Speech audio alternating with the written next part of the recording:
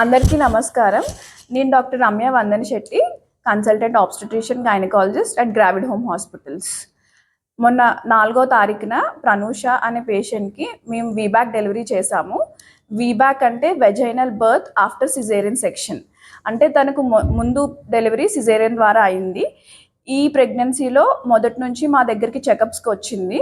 So మా హాస్పిటల్లో ఏంటంటే ప్రతి ప్రెగ్నెంట్ లేడీకి అండ్ ప్రీవియస్ సిజేరియన్ ఉన్న వాళ్ళకు కూడా నార్మల్ డెలివరీ ఆప్షన్ ఇవ్వబడుతుంది. సో దానికి అనుగుణంగా మేము ఫస్ట్ నుంచి తనని కౌన్సిల్ చేస్తూ వచ్చాము. నార్మల్ డెలివరీ కోసం ప్రతి చెకప్లో తనకి ఎటువంటి ఎక్సర్సైజెస్ చేయాలి, ఎటువంటి ఫుడ్ తీసుకోవాలి అండ్ ముందు నుంచే ప్రిపేర్ చేస్తూ వచ్చాము.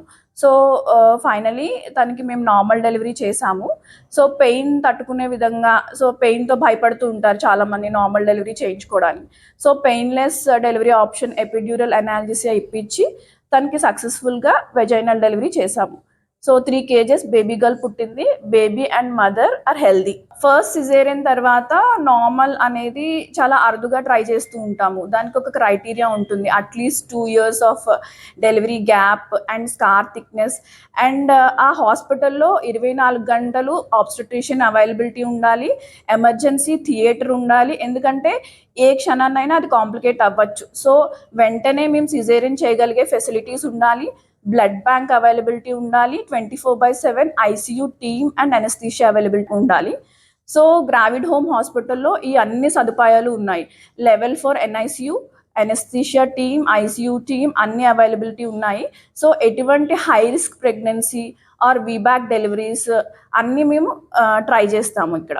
సో ఏంటంటే పెరిఫరీస్లో చాలా వరకు ఫస్ట్ టైం మదర్స్ కూడా సిజేరియన్ సెక్షన్సే జరుగుతూ ఉంటాయి. ఎందుకంటే 24/7 గైనకాలజిస్ట్ అవైలబిలిటీ లేకపోవడం వల్ల సిజేరియన్ సెక్షన్ అనేది ఎలెక్టివ్ ప్రొసీజర్, మనం ఒక 1 hourలో ఫినిష్ చేసేయచ్చు.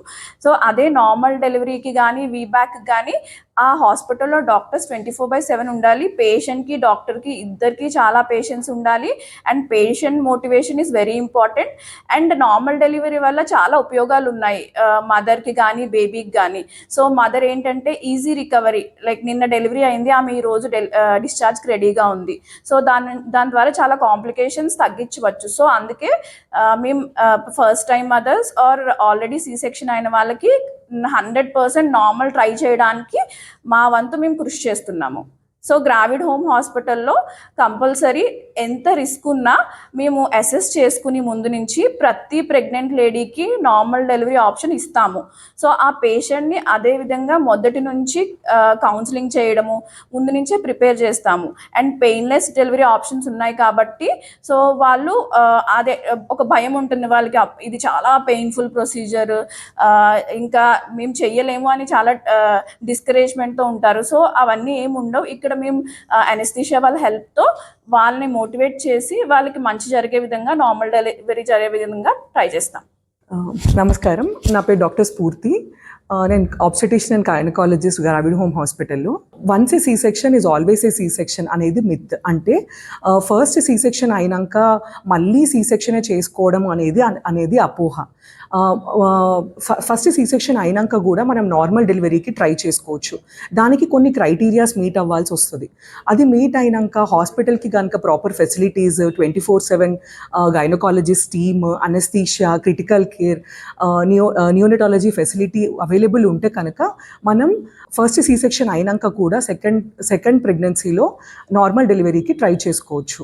ఫస్ట్ సీ సెక్షన్ అయితే సెకండ్కి నార్మల్ డెలివరీకి ట్రై చేసుకోవచ్చు. వీబ్యాక్ ఆప్షన్ ఉంది అని చాలామంది పేషెంట్స్కి కూడా అవగాహన అనేది ఉండదు. ఈ అవగాహన కల్పించాలని మేము ప్రయత్నం చేస్తున్నాం ఈ గ్రావిడ్ హోమ్ హాస్పిటల్ ద్వారా. సీ సెక్షన్ అయి ఉంటే నార్మల్ డెలివరీస్ కోసం అని హైదరాబాద్ వరకు వెళ్ళక్కర్లేదు ఇప్పుడు. నేను doctor Deepa, consultant obstetrician and gynaecologist at Gravid Home hospital.